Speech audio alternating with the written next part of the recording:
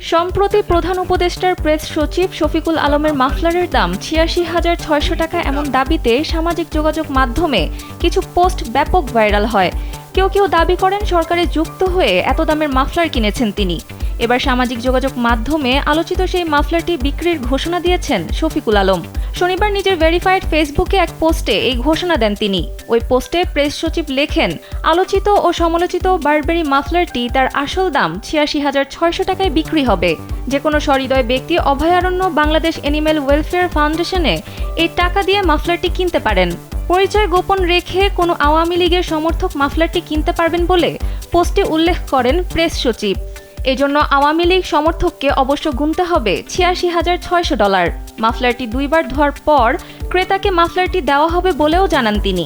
এর আগে তার এই মাফলার নিয়ে ভাইরাল কিছু পোস্ট নিজের প্রোফাইলে শেয়ারও করেন প্রেস সচিব।